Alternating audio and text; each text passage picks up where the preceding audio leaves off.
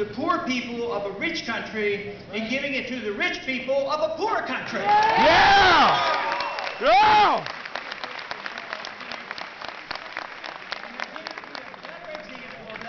What we did with Egypt. We took money from you, made people poor, it contributed to our debt, billions and billions of dollars, and all we get is chaos from it and instability. There's nothing wrong with what the founders talked about. They talked about having friendships and trading, getting along with people, and staying out of the entangling alliance in the internal affairs of foreign nations when it's none of our business. Yeah! Yeah!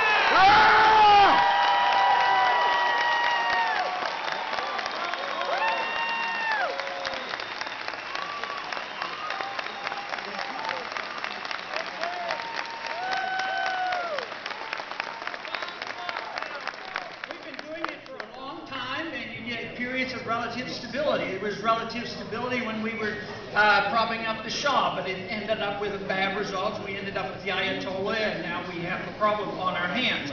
But all of the Middle East is unstable because of this. Now it's Tunisia, now next it's Egypt, and it's going to keep going because all the problems are there because the people don't like us propping up their dictators no more than we would like if a foreign country came in here and propped up a dictator in our country. Yeah!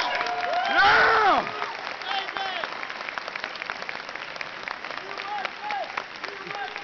USA! The danger is that this will most likely spread, and when it gets to Saudi Arabia and there's disruption there, then you are going to see some real problems. And it will be a partial consequence of our flawed foreign policy, and temporary stability does not guarantee stability that we need around the world. And besides, we just flat out don't have the money, and we shouldn't be doing it. No, we don't.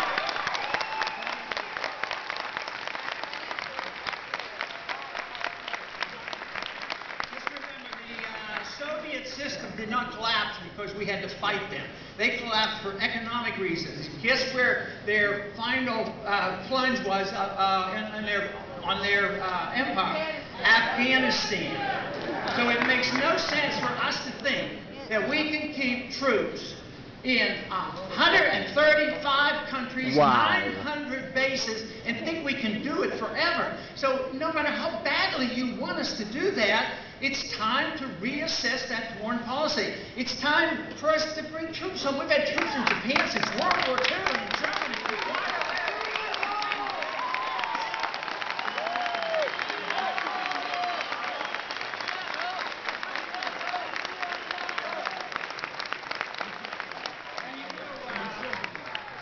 There's been a lot of talk about the budget deficit, and that's something that I was concerned about, just a few years back, like 1976. And that's why I haven't voted for any appropriation bills during that period of time either. But people are starting to recognize that.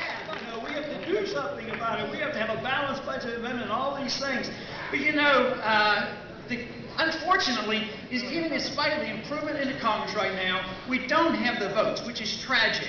It's going to continue, and we're going to continue to bail out. We're going to continue to spend the money. Nobody wants to cut. I'm sure that half the people in this room won't cut one penny out of the military. And the military is not equated to defense. Defense spending is one thing. Military spending is what Eisenhower called the military industrial. Yeah! Yeah! Yeah!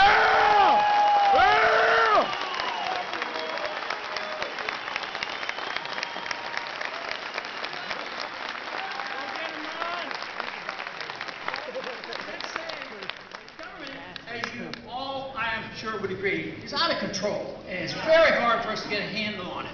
So let's say we even theoretically, and a miracle happened, and we balance the budget where we are today. It would be still a disaster because we're spending too much money.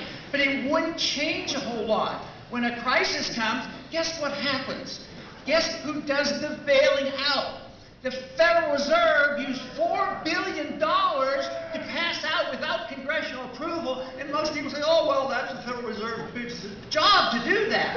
No, it is our job to check up and find what the Federal Reserve has done, audit them, and find out who their buddies are that they're taking care of.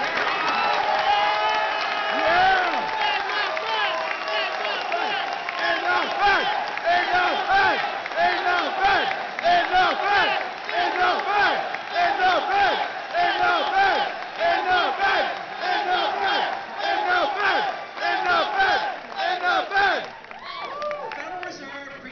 of thin air. They can loan to banks, central banks of the world, to other governments and international financial institutions, and we're not even allowed to know. They resent the fact that when I ask these questions, that they don't have to give us information. That's why the bill to audit the Fed is the first step to ending the Federal Reserve.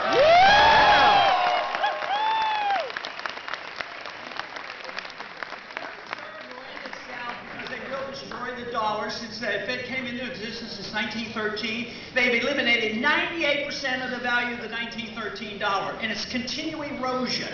They pumped up at first when the crisis hit $1.2 trillion, another $600 billion, and believe me, there is an economic law that says you just can't continue to do this. So Congress has a responsibility. They should cut back, but Congress has a responsibility to protect the value of the currency, and that means that we have the moral and the legal authority to put checks on the Federal Reserve System. Yeah!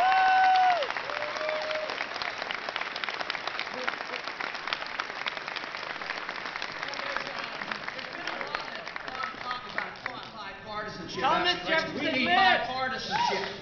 And, you know, in some ways that might be true, but I'll tell you what I think about it. What's so crazy about I think, and I believe, that we've had way too much bipartisanship for about 60 years. Yeah! All right!